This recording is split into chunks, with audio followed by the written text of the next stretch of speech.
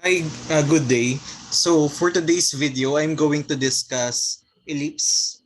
And again, I am Sir Paul Joral R. Santos from the Senior High School Department of Dasmariñas Integrated High School.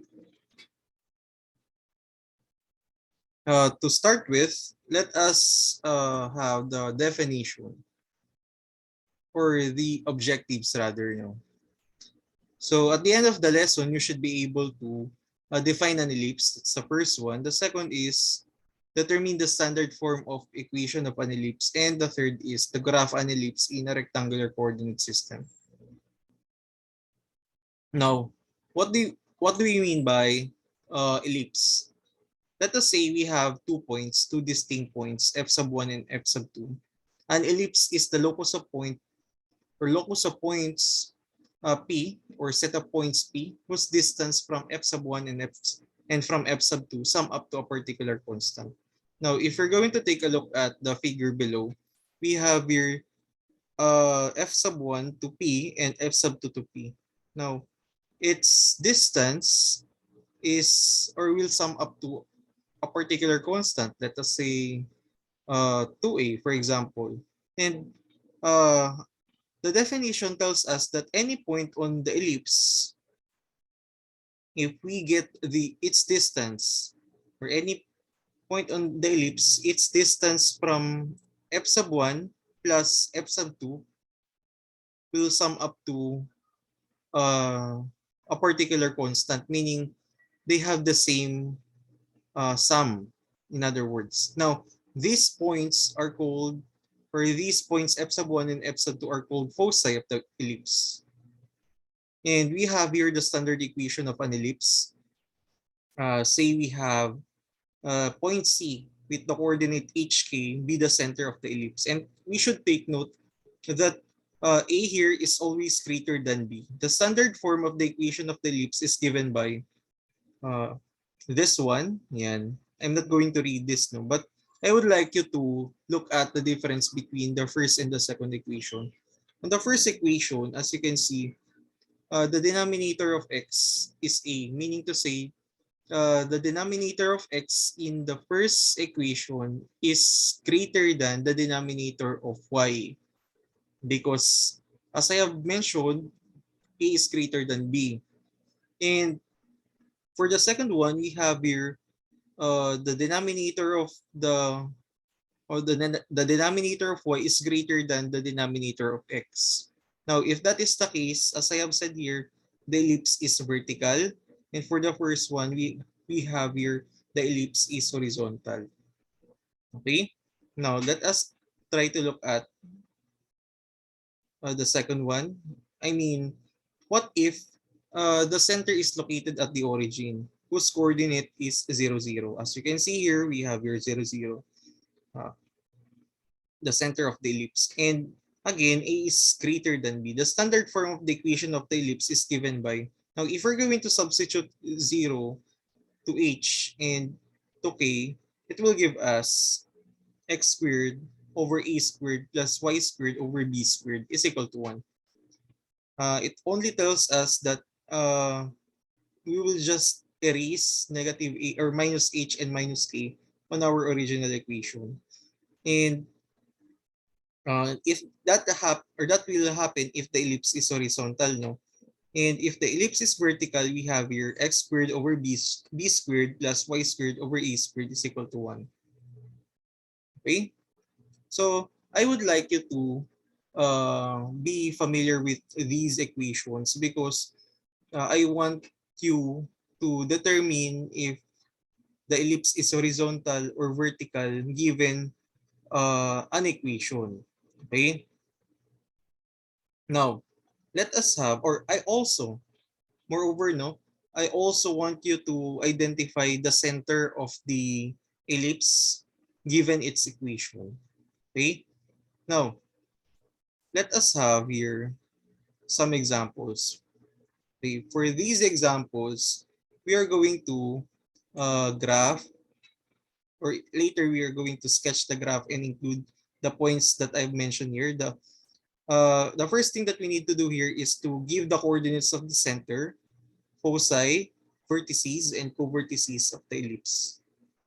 Okay. Now, we have your x squared over 169 plus y squared over 25 is equal to 1. Okay? By observing, we can say that the center of the ellipse is at 0, 0.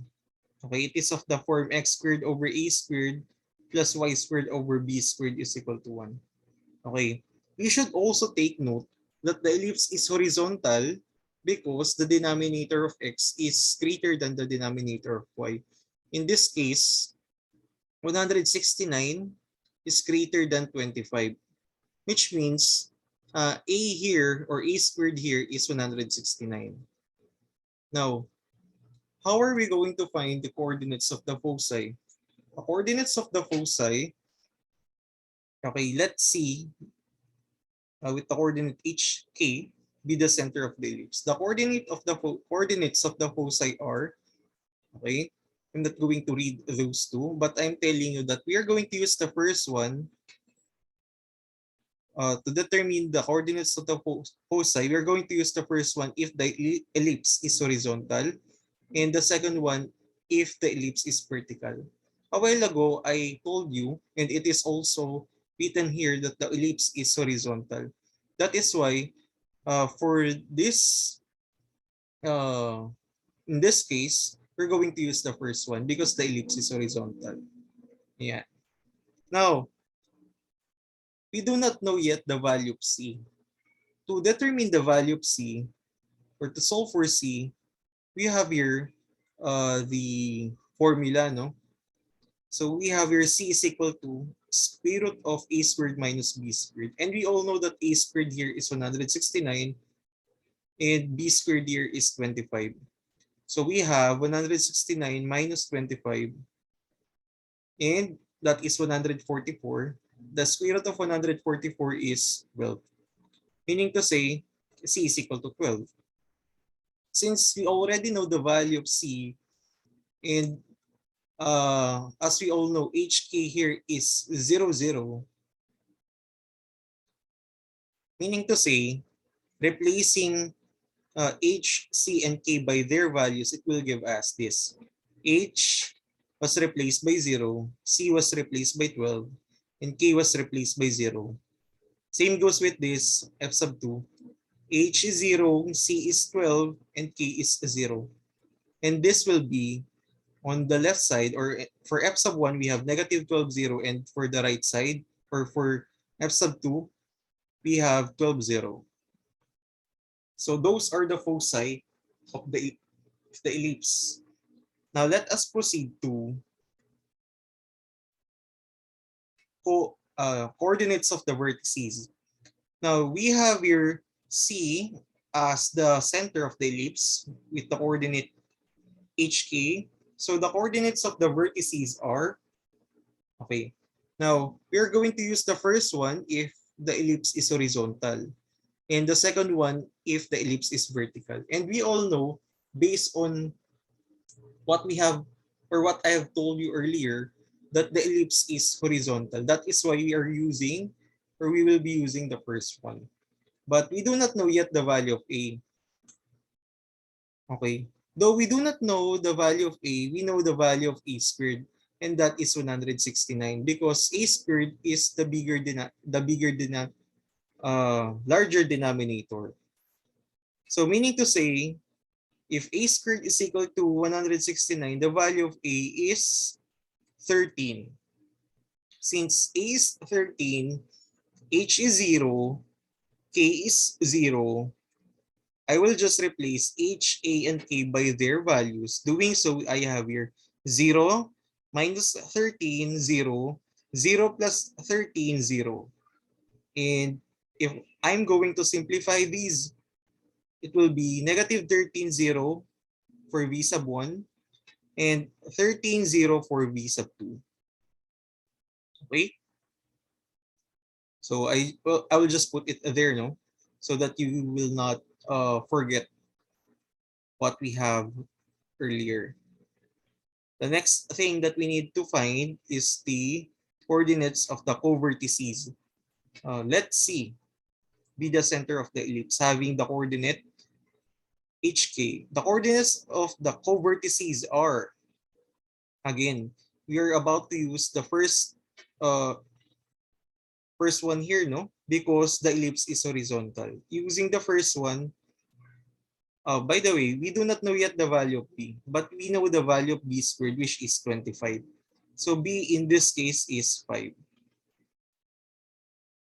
Now, since B is 5, H is 0 and K is a 0, we have here 0, replace H by 0, replace K by 0, replace B by 5. We will do that also in W sub 2, H by 0, K by 0, B by 5. And simplifying this, we have 0, negative 5, 0, 5. Okay? So that is for our covertices.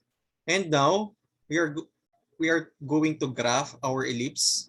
We have to plot the center, 0, 0, foci negative 12, 0, 12, 0, vertices negative 13, 0, 13, 0, co-vertices 0, negative 5, and 0, 5. And we have here a Cartesian plane. As you can see, the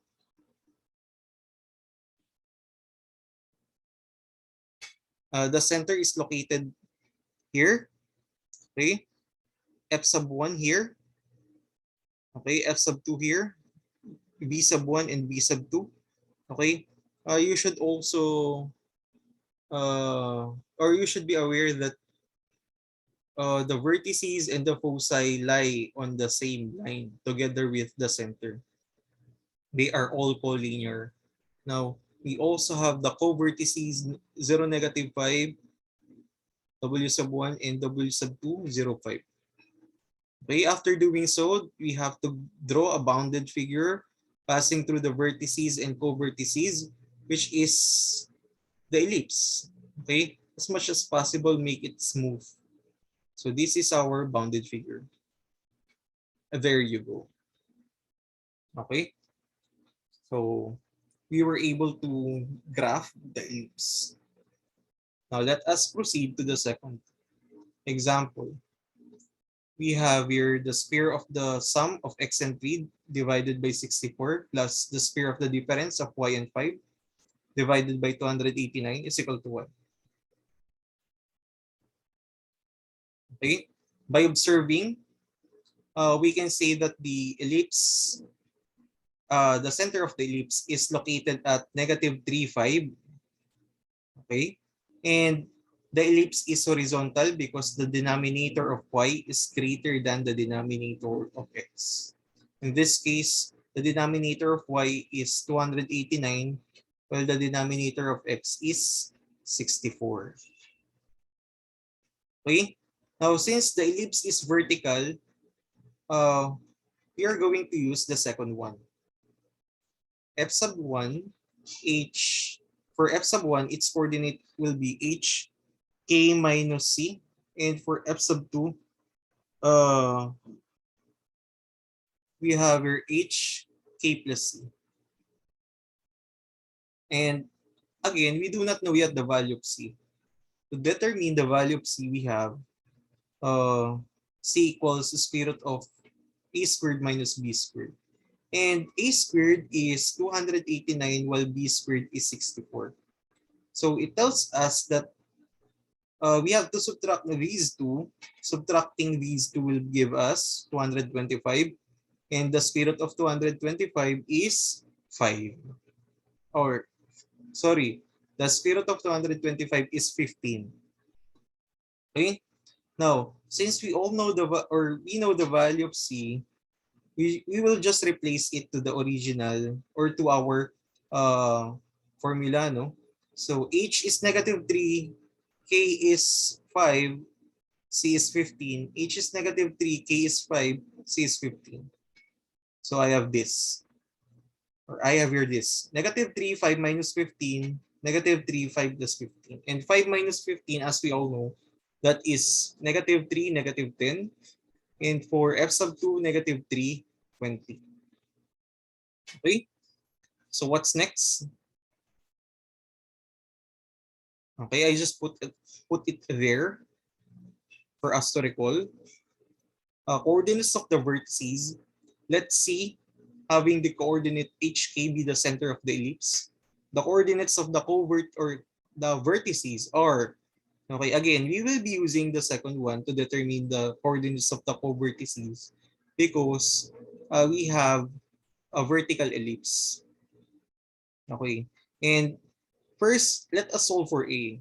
Again, A squared is the larger denominator, meaning to say A squared is 289.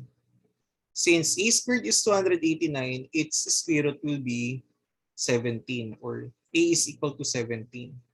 Since we have here A is equal to 17, we just need to replace it here sa number 2. So H is negative 3, K is 5, okay? So K is 5 and then A is 17. So we have here negative 3, 5 minus 17, negative 3, 5 plus 17. Now, subtracting these two, 5 and 17, it will give us negative 12 and adding these two, we have 22. So B sub 1, negative 3, negative 12, and B sub 2, negative 3, 22. So these are the coordinates of the vertices. Okay? So next is the coordinates of co-vertices. What are the coordinates of the co-vertices? Again, we will be using the second one because the ellipse is vertical. But we do not know yet the value of B. Obviously, it is 8. So why is it 8? Because B squared is 64, so B is equal to 8. And replacing H, B, and K by their values, we have here 3 or negative 3 minus B, which is 8. K is 5. Okay. H and K are negative 3 and 5 respectively. Okay. H is negative 3 plus B, which is 8. And we also have your K as 5. And negative 3 minus 8 is negative 11, 5. Negative 3 plus 8 is 5. So this will be 5, 5. Negative 11, 5, and 5, 5. So these are the coordinates of the co-vertices. Now let us graph this ellipse. First, let us plot the center, foci, vertices, and co-vertices. Okay, center is located here, negative 3, 5. Okay. Next is the foci, negative 3, 10, negative 3, 3, 20. The vertices are located at negative 3, negative 12. It is located here. Negative 3, 22. Negative 11, 5. And 5, 5. After doing so, let us have here. Okay, let us have here for a while. Okay, again. For the second step, we have to draw a bounded figure passing through the vertex or vertices and co-vertices. Okay, we will make it smooth.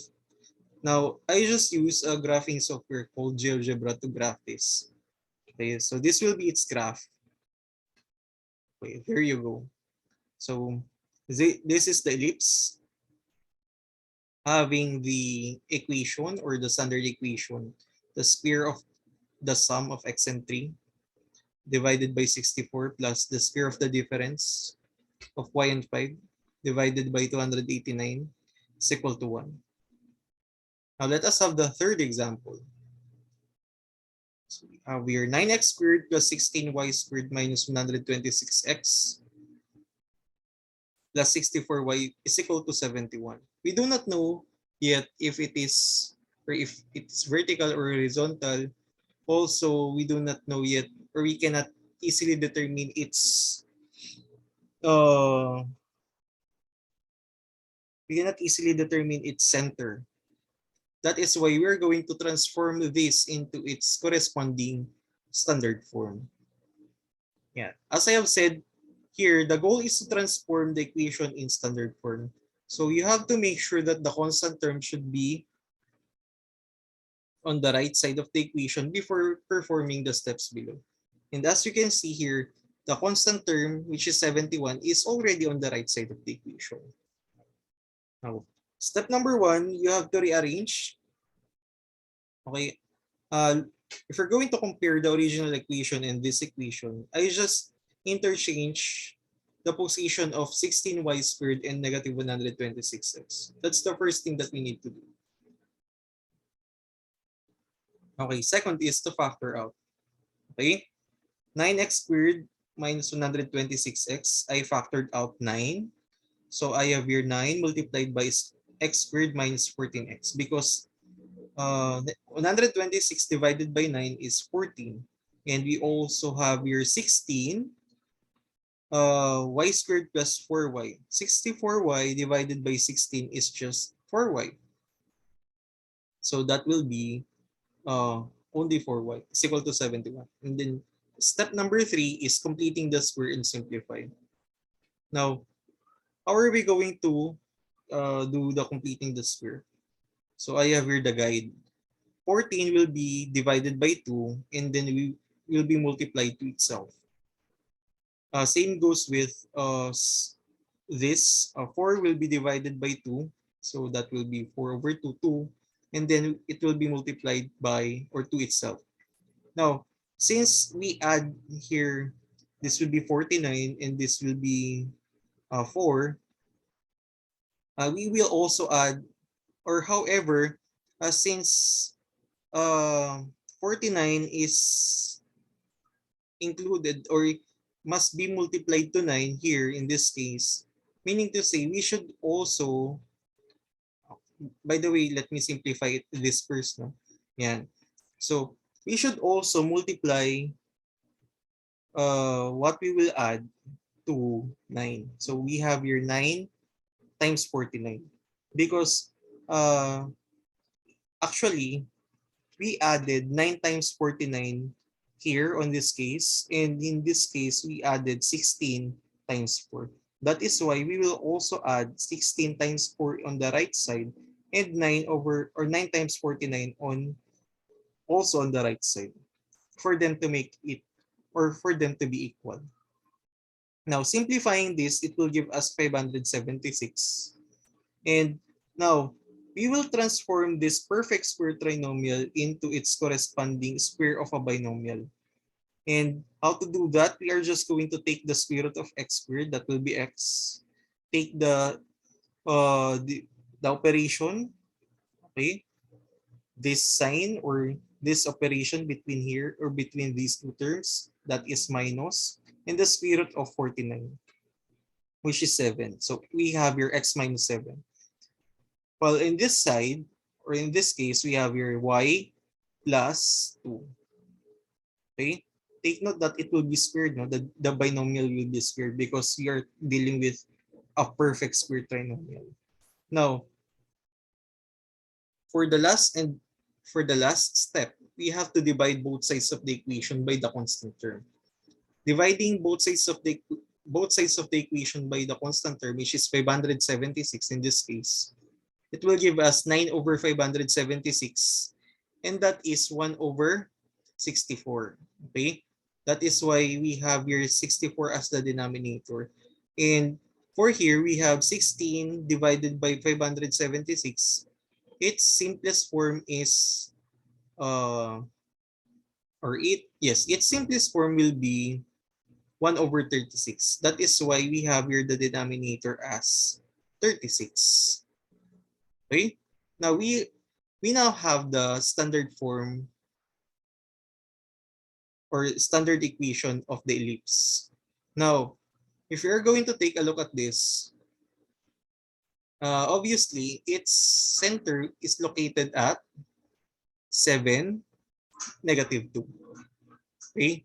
Its orientation is horizontal because the denominator of x is greater than the denominator of y. Okay, the value of c is or can be computed by subtracting 64 by 36, and the difference, or we will also take the square root of the difference. So that will be 28 or square root of 28, and the square root of 28 can be simplified as 2 square root of 7. Okay, for our a, since 64 is the larger denominator, we have here a squared is equal to 64, so a is equal to 8. And for our b, we have 36 as the value of b squared, so meaning to say b is equal to 6. The foci are, okay, I will just tell you, no, but if you want to challenge yourself, or let us just say, if you want to try solving for the foci, I mean, finding the coordinates of the foci, you may pause this video and then do it on your own. And then after you do it on your own, you may check if your answers are correct. So the answers are f sub 1, 7 minus 2 square root of 7, negative 2. I just replace h, c, and k by their values. Take note that 7 minus 2 square root of 7 cannot be simplified unless you do it using a calculator. Okay? Also, for f sub 2, we have 7 plus 2 square root of 7, negative 2. Again, you cannot simplify this further without using calculator. Okay? Now, if I'm not mistaken, 2 square root of 7 is around, or that is in, I guess, between 2 and 3. Okay? Or that is the square root of 7 between 2 and 3, and will be multiplied to 2, 5 point something. Also, this one is 5 point something, if I'm not mistaken. It's either 5 or 4. Now, the covertices are, okay, negative 1, negative 2, and 15, negative 2. Okay, it's for you to solve. I just presenting, or I just telling you the correct answers here. And the covertices are or the covertices, or the, yes, the covertices are located at 7, negative 8, and 7, 4. Now, graphing these center, foci, vertices, and covertices, I have here this. Okay, the center, the foci, okay, these are the foci, the vertices, we have here the vertices, and the covertices. Now, draw a bounded figure passing through the vertices and covertices. And that's it. Now, that is all for our video lesson for ellipse.